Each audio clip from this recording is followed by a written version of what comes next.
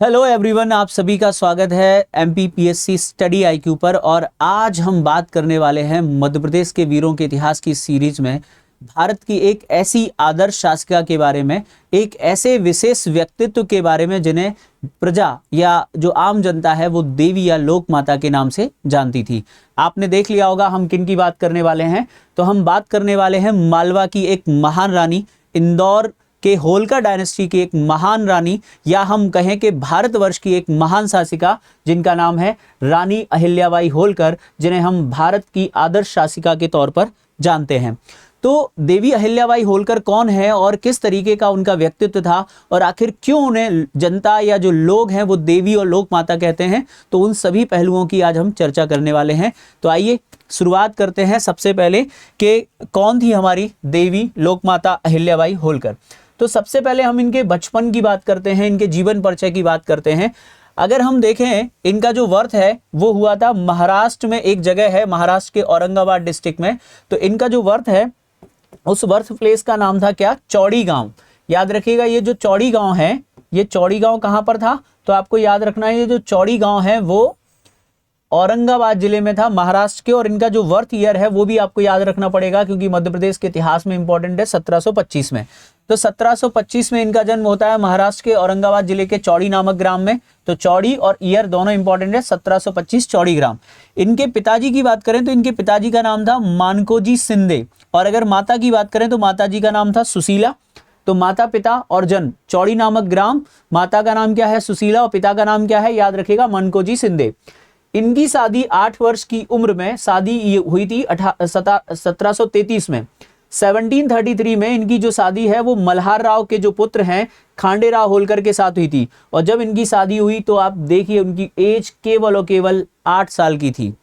8 साल की उम्र में उनकी शादी जो है मल्हार राव होलकर, जो कि इंदौर के होलकर वंश के संस्थापक थे, उनके बेटे के साथ हो जाती है जिनका नाम होता है खांडे राव। तो खांडे राव इनके पति थे। अगर हम बात करें इनके खांडे राव यानी जो इनके पति हैं, तो खांडे राव की जो मृत्यु है वो बहुत ही जल्दी हो गई थी।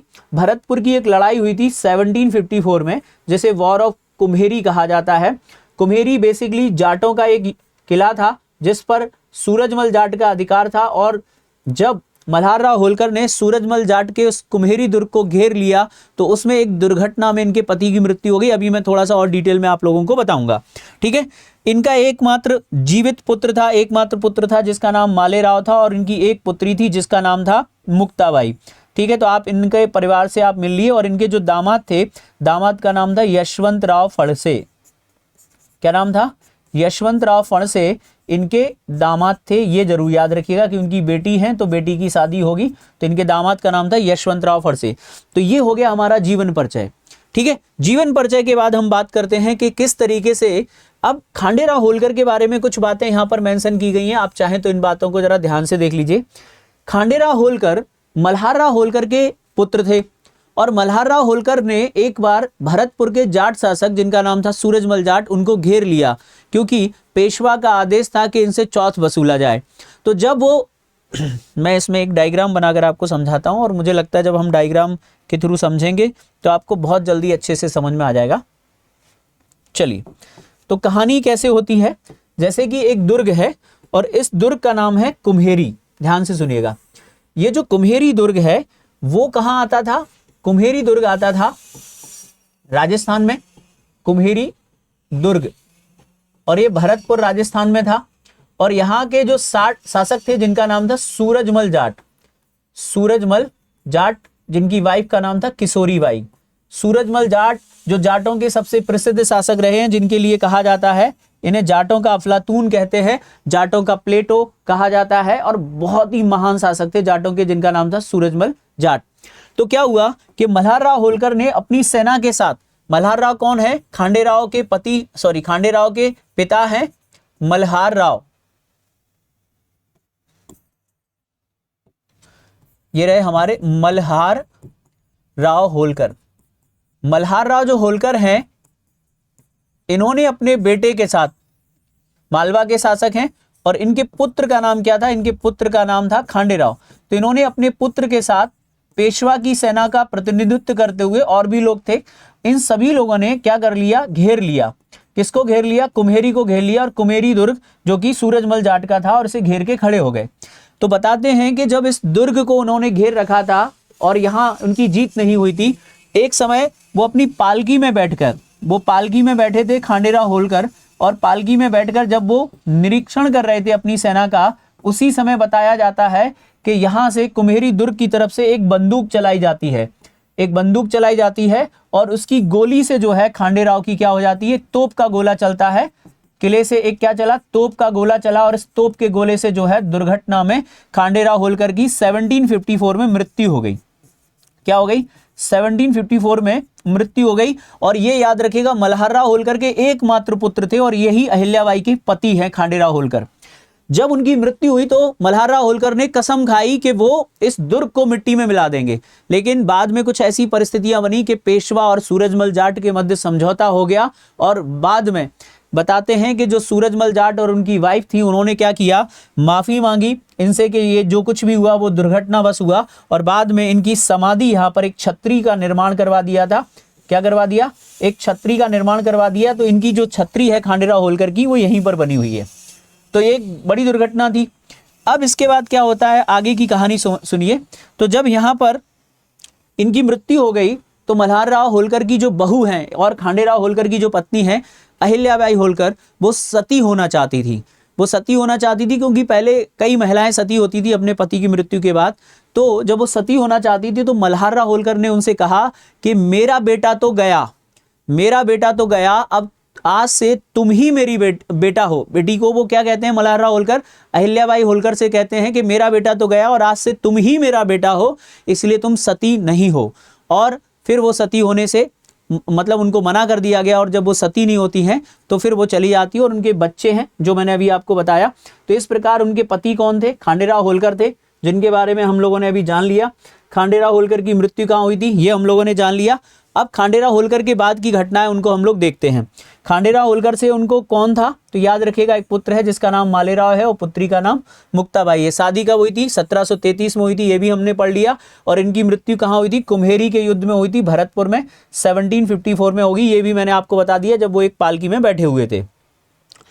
आगे क्या होता है, आगे की बात करते हैं। इसके बाद हम लोग देवी अहिल्याबाई को आगे समझते हैं कि आखिर अहिल्याबाई होलकर के जीवन में आगे क्या हुआ। तो देखो, ये रहे हमारे मल्हारराव होलकर। क्या नाम है इनका? मल्हारराव होलकर। मल्हारराव होलकर की जो मृत्यु है, ध्यान से सुनना, मल्हारराव होलकर की मृत्यु होती है 1766 में, 1766 एडी में उनकी मृत्यु हो गई। और उनकी जो मृत्यु हुई थी वो आलमपुर में हुई थी, भिंड के आलमपुर में, और यहीं पर उनकी समाधि बनी हुई है। ये आलमपुर कहाँ है? भिंड डिस्ट्रिक्ट में पड़ता है। यहाँ पर उनकी समाधि बनी हुई है भिंड के आलमपुर में। और इस समाधि का निर्माण करवाया था देवी अहिल्याबाई ने। देवी अहिल्याबाई द्वारा अपने ससुर की समाधि का निर्माण करवाया गया, और उनकी समाधि कहाँ पर है? आलमपुर भिंड में है। तो मल्हारराव होलकर के बाद, क्योंकि उनका जो पुत्र था वो तो उनके शासनकाल में ही उनकी डेथ हो गई थी, इसीलिए इनका जो पौत्र है, पौत्र मतलब बेटे का बेटा है, उनका नाम था मालेराव, जो कि अहिल्याबाई होलकर और खांडेराव होलकर का एकमात्र पुत्र था। तो ये गद्दी पर बैठे और ये शासन करते हैं 1766 में। जब ये गद्दी पर बैठे तो याद रखिएगा, केवल 9 माह में, कितने? केवल 9 महीने में इनकी मृत्यु हो गई। कितने महीने में? 9 महीने में इनकी मृत्यु हो गई। और इनको क्या बीमारी हो गई थी? तो इनको दिमागी बुखार, जिसे हम मस्तिष्क ज्वर कहते हैं, यानी मस्तिष्क ज्वर के कारण इनकी क्या हो जाती है? मृत्यु हो जाती है। अब आप सोचिए क्या परिस्थिति रही होगी देवी अहिल्याबाई होलकर की कि 1754 में उनके जो बेटे हैं, बेटे का नाम क्या था? मल्हारराव होलकर के, और उनके पति खांडेराव होलकर। तो खांडेराव होलकर की मृत्यु 54 में हो गई, ठीक है। उनके ससुर जी की मृत्यु 66 में हो गई, और उनका जो एकमात्र जीवित पुत्र था मालेराव, उसकी मृत्यु 1766 में हो गई। और जब उनके पुत्र की मृत्यु हो गई तो उस परिस्थिति में उनको बनाया गया होलकर वंश का शासक, और यहीं से शुरू होती है अहिल्याबाई होलकर का राजनीतिक कैरियर। और राजनीतिक कैरियर में उन्होंने क्या किया ये हम जानेंगे। अहिल्याबाई होलकर की अगर हम उपलब्धियों की बात करें तो अहिल्याबाई होलकर जो है हमारी देवी अहिल्याबाई होलकर, देवी अहिल्याबाई जो होलकर हैं देवी अहिल्याबाई होलकर, इनके जीवन को समझने के लिए, इनको समझने के लिए हम इनकी उपलब्धियों को 3 पार्ट में देख सकते हैं। नंबर 1, सबसे पहले हम देखेंगे इनकी कूटनीतिज्ञ के रूप में, कूटनीतिज्ञ को बोल सकते हैं राजनीतिज्ञ के रूप में, कि एक अच्छी राजनेता कैसे थी वो, तो हम एक कूटनीतिक के रूप में उनके जीवन को समझेंगे। दूसरा, उनके बारे में कहा जाता है कि वो एक महान शिव भक्त थी और उन्होंने देश भर में कई सारे शिवालय का निर्माण करवाया था, तो एक महान शिव भक्त के रूप में उनको हम समझेंगे। इसके साथ साथ हम बात करेंगे कि उन्होंने, याद रखिएगा, कई सारे लोक कल्याणकारी कार्य किए और इन्हीं लोक कल्याणकारी कार्यों की वजह से समस्त प्रजा उनको क्या कहती थी, तो समस्त प्रजा उनको बुलाती थी देवी या लोक माता। तो हम इनको 3 पार्ट में समझेंगे, ये तीनों चीजें। सबसे पहले हम बात करेंगे राजनीतिक के रूप में। तो सबसे पहले देखिए क्या हुआ, उनके पति की मृत्यु हो गई, उनके ससुर की मृत्यु हो गई और उनके बेटे की मृत्यु हो गई। तब 1766 में 1766 में वो गद्दी पर बैठी और उन्होंने 1795 तक शासन किया था, 1795 तक शासन किया। तो उन्होंने शासन कैसे किया, क्योंकि शासन करने के लिए कोई ना कोई उनको सपोर्ट करने के लिए भी चाहिए। तो मल्हारराव होलकर के एक भतीजे थे जिनका नाम था तुकोजीराव होलकर, तो उन्होंने अपना सेनापति बनाया तुकोजीराव होलकर को। किसको बनाया? तुकोजीराव, जो कि एक बहुत ही योग्य व्यक्ति थे, तुकोजीराव होलकर। तुकोजीराव होलकर को अपना सेनापति बनाया और इनकी मदद से अच्छे से अपने राज्य को चलाया। तो हम एक एक करके इनकी उपलब्धियों को समझने वाले। सबसे पहले राजनीतिक, महान शिव भक्त और लोक कल्याणकारी। जब आप इन तीनों पहलुओं को समझ लेंगे तो आपको समझ में आ जाएगा कि क्यों उन्हें देवी या लोक माता के नाम से या एक आदर्शवादी महिला शासिका के रूप में उनको जाना जाता है। एक और इम्पॉर्टेंट बात है जो आपको बहुत ध्यान से सुननी और समझनी है कि जब उनके पति की मृत्यु हो गई, ठीक है, 1754 में, उनके ससुर की मृत्यु हो गई, ठीक है, उनका एकमात्र बेटा भी चल बसा, और उनकी जो बेटी है मुक्ताबाई और उनके जो दामाद हैं यशवंतराव फड़से, उन सभी की मृत्यु उनके जीवन काल में हो गई। अब आप सोचिए, जिस महल में वो रहती होंगी, उनके महल का नाम क्या था? पहले सभी लोग इंदौर में जो राजवाड़ा पैलेस है वहां पे रहा करते थे। ये इनका पैलेस था, राजवाड़ा पैलेस। कहां पर है राजवाड़ा पैलेस? इंदौर में रहते हैं, ठीक है। अब आप मुझे एक बात बताओ, जिस घर में उनके सभी लोगों की मृत्यु हो गई, क्या वो जगह उनको अच्छी लगेगी? क्या वो राजसी वैभव उनको अच्छा लगेगा जहां पर उनकी मृत्यु हुई? आप अगर इंदौर और महेश्वर को कभी कंपेयर करेंगे तो आपको समझ में आ जाएगा कि राजवाड़ा जो इंदौर है उसमें सब राजसी चीजें आपको मिल जाएंगी, वो वैभव आपको मिल जाएगा। लेकिन जब आप महेश्वर की तरफ जाएंगे, जो महेश्वर की जो पहचान है वो देवी अहिल्याबाई होलकर की वजह से है, और जब आप महेश्वर जाएंगे तो आपको वहां मिलेगी शांति, आपको मिलेगा वहां पे संत प्रवृत्ति का उनका जीवन और उनकी सामान्य लाइफ उनको आपको देखने को मिलेगी। और जो कुछ उन्होंने किया महेश्वर में वो मैं आपको भी बताने वाला हूं। तो इसको वो छोड़ देंगी और वो अपनी राजधानी कहां बनाएंगी? महेश्वर। और महेश्वर में ही उन्होंने अपने पूरे जीवन को बिताया था। महेश्वर उनकी राजधानी बनती है। तो महेश्वर को राजधानी बनाने वाली थी हमारी देवी अहिल्याबाई होलकर।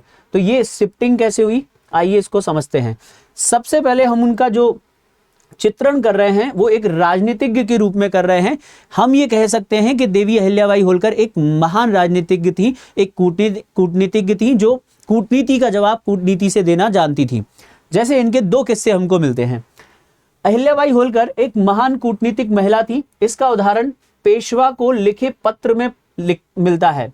उन्होंने एक बार पेशवा को एक लेटर लिखा था अंग्रेजों के रिगार्डिंग, कि अंग्रेजों के बारे में वो क्या सोचती हैं। उन्होंने कहा था कि अंग्रेजों के साथ निकटता बढ़ाना भालू के साथ निकटता बढ़ाने जैसा है। अन्य पशु तो किसी ना किसी तरीके से युक्ति से मारे जा सकते हैं, लेकिन भालू को मारना दुष्कर है।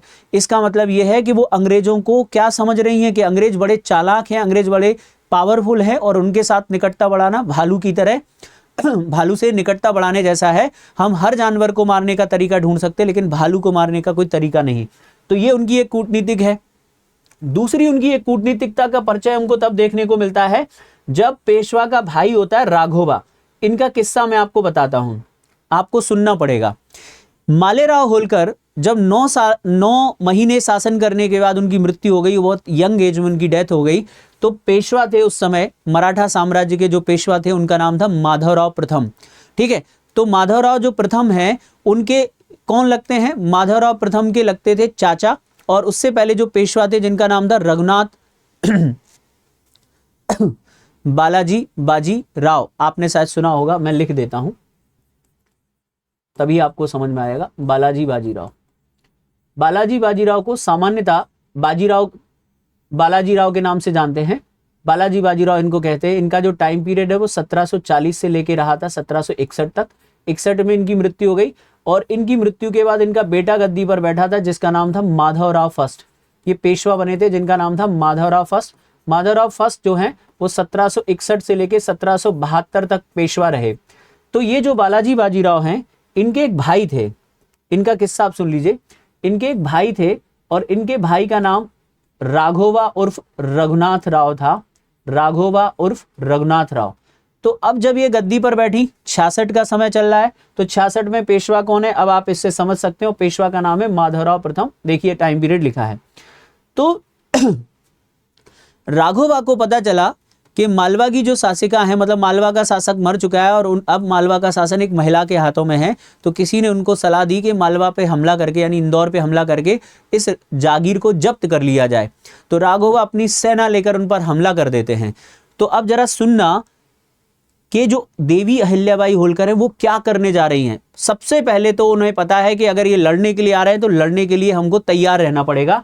तो इसीलिए उन्होंने सबसे पहले, जानते हो क्या किया? उनके पड़ोस में जो शासन करते थे, जिनसे उनके बहुत ही अच्छे संबंध थे, वो थे ग्वालियर के सिंधिया, और ग्वालियर में इस समय शासन था महाजी सिंधिया का। कभी आप ये दोनों डायनेस्टी को कंपैरिजन करके पढ़ेंगे तो आपको समझ में आएगा महाजी कितने ग्रेट शासक थे। महाजी सिंधिया से उन्होंने हेल्प मांगी कि भैया ऐसी ऐसी बात है और आप हमारी मदद करिए। तो महाजी सिंधिया ने उनको वादा कर दिया कि वो अपनी सेना लेकर तैयार खड़े हैं, आ जाएंगे पीछे से। तो एक तो उन्होंने अपनी सेना तैयार कर ली लड़ने के लिए, दूसरा उन्होंने देखो क्या कहा, कूटनीतिक तक एक अन्य उदाहरण राघोबा के इंदौर पर चढ़ाई के समय लिखे पत्र से प्राप्त होता है, जिसमें उन्होंने राघोबा को लिखा। देखो क्या लिखा, राघोबा मतलब पेशवा का भाई जो उनकी रियासत को जब्त करने आ रहा है, उसको लिखा। क्या लिखा कि ध्यान से सुनिएगा, आप जैसे वीरों को यह धर्म नहीं है, आप जैसे वीरों का यह धर्म नहीं है कि आप एक अबला, यानी एक अबला नारी पर चढ़ाई करें। फिर भी मैं हर तरह से क्या हूं, तैयार हूं, मतलब मैं लड़ने के लिए तैयार हूं, मैं हर तरह से तैयार हूं। अगर मैं हार गई तो इसमें मुझे कोई बुरा नहीं कहेगा, परंतु दुर्भाग्यवश यदि आपकी पराजय हुई तो संसार क्या कहेगा, इस पर जरा विचार कीजिएगा, यानी पूरी दुनिया आप पर हंसेगी अगर आप हार गए। इस जवाब को सुनकर राघोबा ने ये कहा, राघोबा ने क्या कहा, राघोबा को शर्म आई और उन्होंने कहा कि नहीं, आप गलत समझ रही हैं, मैं तो आपके पुत्र की मृत्यु पर संवेदना व्यक्त करने के लिए आ रहा हूं। और फिर राघोबा लौट जाते हैं। तो इन 3 उदाहरण से हमको देखने को पता चलता है कि वो एक महान राजनीतिज्ञ थी और कूटनीति का जवाब कूटनीति से देना जानती थी। इनमें से प्रश्न भी बनेंगे, याद रखिएगा। महाजी सिंधिया के साथ उनके अच्छे संबंध थे, कई समय पे महाजी सिंधिया ने उनसे मदद ली और उन्होंने महाजी सिंधिया की मदद की। अब आगे बढ़ते हैं। दूसरा उनका काम है, दूसरा जो पहलू है वो है उनको लोक कल्याणकारी कार्यों के रूप में देखना या जन कल्याणकारी कार्य। आप ऐसे समझ लीजिए कि उनका एकमात्र बेटा जिसकी मृत्यु हो चुकी है, उनके पति की मृत्यु हो चुकी है, उनकी बेटी की मृत्यु हो चुकी है, उनके दामाद की मृत्यु हो चुकी है, तो उनका कोई नहीं है। तो उन्होंने क्या कर लिया कि जो समस्त प्रजा है, जो उनके राज्य की जो समस्त प्रजा है, उनका राज्य तो छोड़िए, समस्त देश की जो जनता थी उस समय, पूरे देश को उन्होंने अपनी जनता मान लिया, अपना पुत्र मान लिया और समस्त प्रजा के लिए लोक कल्याणकारी कार्य किए। और जो अपना खजाना है पूरा, उस खजाने का जो द्वार है पूरा लोक कल्याणकारी कार्यों के लिए खोल दिया। यानी देश में कोई भी मंदिर टूटा हो, मैं अभी 2-3 दिन पहले ही महेश्वर गया था, बाकायदा एक मैप बना हुआ है कि उन्होंने देश के किन किन मंदिरों का निर्माण करवाया, किन को दान दिया, किन की मरम्मत करवाई। तो देखो लगभग उन्होंने 30 साल शासन किया। अपने 30 वर्ष के शासनकाल में अहिल्याबाई ने अनेकों मंदिर, घाटों, धर्मशालाओं, बावड़ियों, कुओं आदि का निर्माण करवाया। यानी हर वो जरूरत की चीज जो आम आदमी के लिए है, सड़कों का निर्माण करवाया, पेड़ लगवाए सड़कों पे छांव के लिए, कुएं बनवाए, तालाब बनवाए, घाट बनवाए, सारी चीजों का निर्माण उन्होंने करवाया। सराय यानी धर्मशालाओं का निर्माण उन्होंने करवाया। अहिल्याबाई होलकर ने देश भर में लगभग 65 मंदिरों का निर्माण करवाया। 65 टेम्पल्स उन्होंने बनवाए थे, जिनमें काशी का विश्वनाथ मंदिर जो सबसे प्रसिद्ध मंदिर है, काशी विश्वनाथ मंदिर, गुजरात का सोमनाथ मंदिर जो कि सबसे प्रसिद्ध शिवलिंग है भारत का, इसके अलावा गया का विष्णुपद मंदिर है, कांगड़ा का बैजनाथ मंदिर है, याद रखिएगा, एलोरा के गणेश्वर मंदिर का जीर्णोद्वार करवाया। ये मंदिर उन्होंने नहीं बनवाए, इन मंदिरों की उन्होंने मरम्मत करवाई, क्योंकि ये किसी ना किसी कारण से टूट गए थे। औरंगजेब के शासनकाल में सोमनाथ मंदिर को, काशी विश्वनाथ मंदिर को तोड़ दिया गया था, तो इन मंदिरों की उन्होंने पुनः मरम्मत करवाई या जीर्णोद्वार करवाया। इसके अलावा उज्जैन, हरिद्वार, नासिक, अयोध्या, कांची, द्वारका, बद्रीनाथ, केदारनाथ आदि स्थानों पर कई मंदिरों का निर्माण करवाया। अहिल्याबाई द्वारा सोमनाथ, काशी विश्वनाथ, बद्रीनाथ, केदारनाथ सहित अन्य प्रमुख तीर्थ स्थलों पर कई निर्माण कार्य करवाए गए। जो आप देख रहे हैं ना, ये वही मंदिर है, बद्रीनाथ और केदारनाथ उत्तराखंड वाले। देश के प्रत्येक कोने में, नॉर्थ से लेके साउथ और ईस्ट से लेके वेस्ट तक, जगह जगह पर उन्होंने मंदिर बनवाए, पुराने मंदिरों का पुनः निर्माण करवाया, घाटों का निर्माण करवाया, ये सारी चीजें उन्होंने बनवाई। अब आते हैं उनके सबसे इंपॉर्टेंट क्वेश्चन पर। इसमें से सारे क्वेश्चन बनेंगे एमपीपीएससी के लिए, याद रखना। ये जो मंदिर मैंने बताया ये सब आपको याद रखना पड़ेगा, खासकर गया का विष्णुपद मंदिर, जो अलग से भी बताता हूं भी।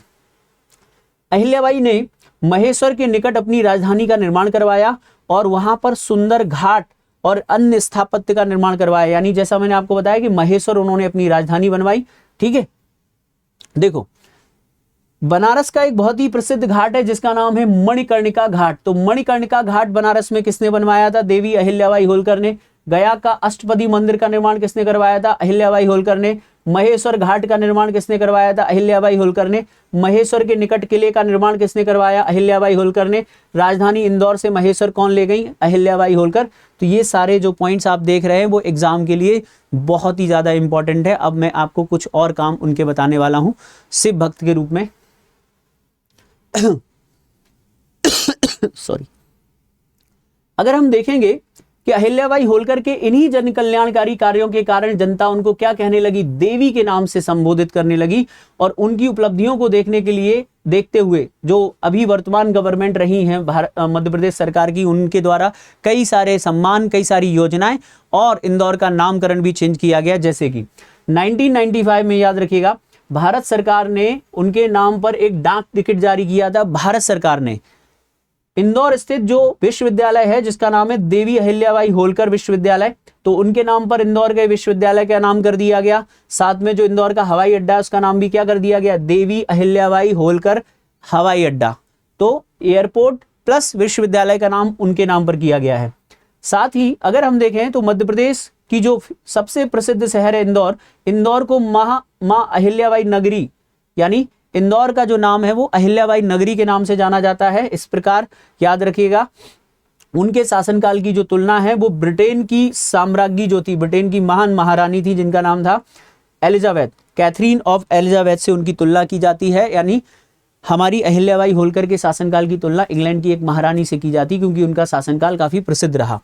अब आ जाते हैं आगे, एक लास्ट पार्ट है। जैसे अगर आपने देखा होगा कि उनके द्वारा ज्यादातर देश के शिवलिंगों का निर्माण करवाया, यानी शिवालयों का निर्माण करवाया, इसलिए हम ये कहते हैं कि वो एक महान शिव भक्त थी। फिर भी इस बात को मैं इस तरीके से तीनों पार्ट में इसलिए बता रहा हूं क्योंकि अगर मुख्य परीक्षा में आपको लिखने को मिले तो आप किस तरीके से बताएंगे, एक शिव भक्त के रूप में, एक लोक कल्याणकारी कार्यों के रूप में और एक कूटनीतिक के रूप में उनका परिचय आप कैसे देंगे।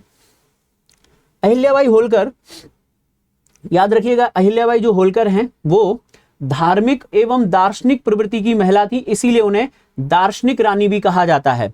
अहिल्याबाई स्वभाव से शिव भक्त थी, याद रखिएगा, महान शिव भक्त थी। इसी कारण उन्होंने अपनी राजधानी नर्मदा के तट पर बनाई और वहां पर महेश्वर का मंदिर बनवाया जो कि एक शिवलिंग है।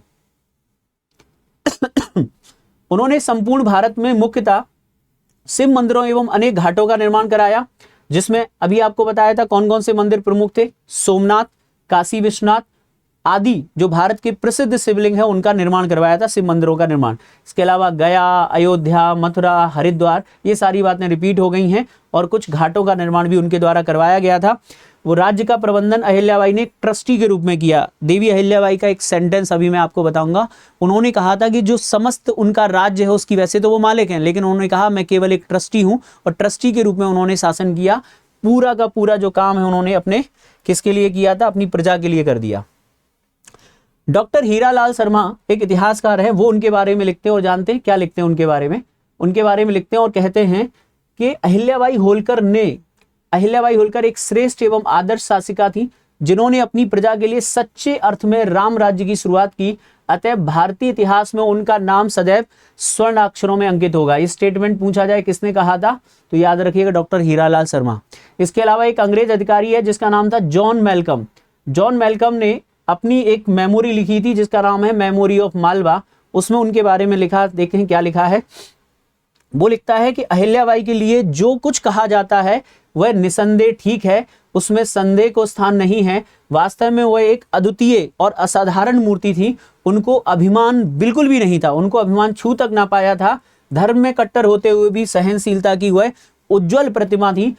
यद्यपि वह एक तंत्रीय शासिका थी तथापि उनके प्रत्येक कार्य में उच्च विवेक, अद्वितीय नीतिमत्ता और धर्म की छाप रहती थी। यही कारण है कि आज भी मालवा में लोग उन्हें देवी के नाम से या ईश्वरीय अवतार के नाम से संबोधित करते हैं। तो ये थी हमारी देवी अहिल्याबाई होलकर। अब इनका लास्ट थोड़ा सा पार्ट मैं आपको बताना चाहता हूँ जो मेरा अनुभव रहा है। अभी देखिए यहाँ पे कुछ चीजें आपको दिख रही होंगी जिसमें एक पिक्चर में मैं दिख रहा हूँ। देखिए ये महेश्वर स्थित उनकी एक स्टैच्यू बनी है। ये स्टैच्यू कहाँ पर है? महेश्वर में है, याद रखिएगा। ये जो आप देख रहे हैं ये उनकी समाधि है। 1795 में उनकी मृत्यु हुई थी और उनकी मृत्यु के बाद जो उनकी समाधि है, याद रखिएगा उनकी समाधि कहाँ पर है तो उनकी समाधि महेश्वर में बनी है। जिस तस्वीर के सामने, जिस स्ट्रक्चर के सामने मैं खड़ा हूँ ये उनकी समाधि है। तो उनकी समाधि कहाँ पर है? महेश्वर में है। आप जानते हैं उनकी समाधि पर जो उनकी मूर्ति है उस मूर्ति के बाहर उनके वर्ड लिखे हुए हैं। उनके वर्ड एज इट इज जानते हो क्या है? वो लिखती हैं, उन्होंने कहा कि ईश्वर ने मुझ पर जो उत्तरदायित्व सौंपा है उसे मुझे निभाना है। मेरा काम प्रजा को सुखी रखना है। मैं अपने प्रत्येक काम के लिए जिम्मेदार हूं। सामर्थ्य और सत्ता के बल पर मैं जहां जो कुछ भी कर रही हूं उसका ईश्वर के यहां मुझे जवाब देना होगा। मेरा यहां कुछ नहीं है, जिसका है उसी के पास भेजती हूं। जो कुछ लेती हूं वह मेरे ऊपर कर्ज है, न जाने मैं कैसे चुका पाऊंगी। तो ये उनके वर्ड हैं जो उनकी समाधि पर लिखे हैं। देवी अहिल्याबाई होलकर जिन्होंने समस्त प्रजा को अपनी संतानवत प्रेम किया और समस्त प्रजा के कल्याण के लिए अनेक कार्य करवाए। कुएं, मंदिर, तालाब, घाट, सराय, सड़कें सब बनवाया। इसीलिए लोग उन्हें किसके नाम से? देवी के नाम से जानते हैं। एक और खास बात, ये दोनों बातें कहां पर हो गई? महेश्वर में, मूर्ति भी और ये समाधि भी। ये जो आप देख रहे हैं ये महेश्वर का किला है और इस महेश्वर किले का निर्माण भी हमारी किसने करवाया है? देवी अहिल्याबाई होलकर ने करवाया है। ये नर्मदा नदी के तट पर है और बिल्कुल इसके जस्ट सामने नर्मदा नदी है। आप बिलीव नहीं मानेंगे, अभी जब मैं महेश्वर गया तो मुझे समझ में आया कि लोग उन्हें क्यों देवी कहते हैं। तो पहले तो ये फोर्ट है, फोर्ट तो चलिए सभी बनवाते हैं, लेकिन फोर्ट के अंदर जब हम यहाँ से ऊपर कर जाते हैं तो ये उनकी सबसे पहले समाधि मिलती है और एक हिस्से में इसके यहाँ पर उनका एक सिंहासन बना हुआ है जहाँ वो बैठती थी। और आप बिलीव नहीं मानेंगे, जब मैं वहां गया तो इतना सिंपल था सब कुछ। ये देखिए एक सामान्य सी गद्दी है जहां पर वो यहाँ बैठती थी, यहाँ पर उनका सिंहासन लगता था जहां पर बैठकर वो न्याय करती थी। और ये जो पूरा स्ट्रक्चर आप देख रहे हैं बगल का, ऐसा लगेगा कि एक बहुत सामान्य सी एक वो बनी हुई, ना कोई बड़ा महल सा बना है, बहुत सामान्य सा है, जैसे एक संत की कुटिया होती हो। तो मतलब ये है कि उन्होंने अपने जीवन को एक संत प्रवृत्ति का रखा हुआ था। बहुत सामान्य सी उनकी दिनचर्या थी, जिस तरीके से वो रहती थी। और एक चीज जो हम जानते हैं उनके बारे में, ये तस्वीर जरूर देखिएगा। हम जब पढ़ते हैं उनके बारे में तो हम ये पढ़ते हैं कि महेश्वर में उनके द्वारा उस समय साड़ी उद्योग स्थापित करवाया गया था, जिससे कि महेश्वर की जो जनता है उसको रोजगार मिल सके। साड़ी उद्योग स्थापित किया गया था और उनके द्वारा स्थापित साड़ी उद्योग आज भी वैसे ही चल रहा है जैसे उनके द्वारा स्थापित किया गया था। ये जो तस्वीर है ये वहां के साड़ी उद्योग की है जो उनके किले के अंदर ही है। यानी महेश्वर में आज भी उस किले के अंदर वो साड़ी उद्योग चल रहा है जो उस समय से उनके द्वारा स्थापित किया गया था, जिससे उनके लोगों को रोजगार मिले। तो इसीलिए महेश्वर की साड़ियां बहुत प्रसिद्ध हैं। मध्य प्रदेश में 2 जगह की साड़ियां प्रसिद्ध हैं, एक चंदेरी की और एक महेश्वर की। तो ये महेश्वर की साड़ी है और ये साड़ियां उसी महेश्वर के किले में बनती हैं। और ये जो जगह है वो उनके सिंहासन से, मतलब उनका जो दरबार लगता था जहां वो बैठती थी उसके पास में ही है। तो ये पूरा का पूरा जो चैप्टर था जो मैंने अभी आप लोगों को बताया, ये था हमारे देवी या लोक माता जिनका नाम है देवी अहिल्याबाई होलकर के बारे में। मुझे उम्मीद है आप लोगों को जो कुछ मैंने अभी बताया देवी अहिल्याबाई होलकर के बारे में वो आपको बहुत अच्छे से समझ में आया होगा कि देवी अहिल्याबाई होलकर कौन थी, उनके पिता का नाम क्या था, माता का नाम क्या था, उनकी शादी किससे हुई थी, उनके बेटे का नाम, बेटी का नाम, दामाद का नाम और कैसे वो जो है गद्दी पर बैठती हैं, और उनके शासन में सबसे ज्यादा मदद की थी उनके सेनापति जिनका नाम था तुकोजी राव होलकर ने। महान शिव भक्त के रूप में एक और इंपॉर्टेंट बात थी जो शायद इसमें मिस हो गई कि उन्होंने मंदिर तो बनवाए, शिवालय तो बनवाए, मंदिरों की मरम्मत तो करवाई, लेकिन उन्होंने ऐसे सिक्के भी चलवाए थे जिन सिक्कों पर नंदी, बैल, त्रिशूल और शिवलिंग बना था। तो कभी पूछा जाए कि शिवलिंग वाले सिक्के याद रखिएगा किस होलकर शासक ने चलवाए थे, तो वो हैं हमारी अहिल्याबाई होलकर। और उनके इन्हीं कार्यों की वजह से उनके, और ये एक और चीज थी इनकी कि ये न्याय के लिए भी बड़ी प्रसिद्ध थी, बहुत न्यायप्रिय शासिका थी, इसीलिए इन्हें भारत की आदर्श शासिका के तौर पे जाना जाता है। मुझे उम्मीद है कि आप लोगों को जो कुछ मैंने बताया देवी अहिल्याबाई होलकर के बारे में वो आपको अच्छा लगेगा। अब मैं आपको 2 क्वेश्चन पूछता हूं जो आपको कमेंट सेक्शन में बताना है। एक प्रश्न है, आपको बताना है कि उनके दामाद का नाम क्या था। अगर आपने ये पूरा वीडियो देखा है तो आप उनके दामाद का नाम कमेंट सेक्शन में बताएंगे। और दूसरा एक क्वेश्चन आपको बताना है कि दूसरा आपको एक क्वेश्चन बताना है कि गया में उनने किस मंदिर का निर्माण करवाया था। तो गया के किस प्रसिद्ध मंदिर का निर्माण करवाया था ये कमेंट सेक्शन में बताइएगा, और उनके दामाद का नाम क्या था ये कमेंट सेक्शन में बताइएगा। मिलते हैं नेक्स्ट वीडियो में, तब तक के लिए जय हिंद, थैंक यू।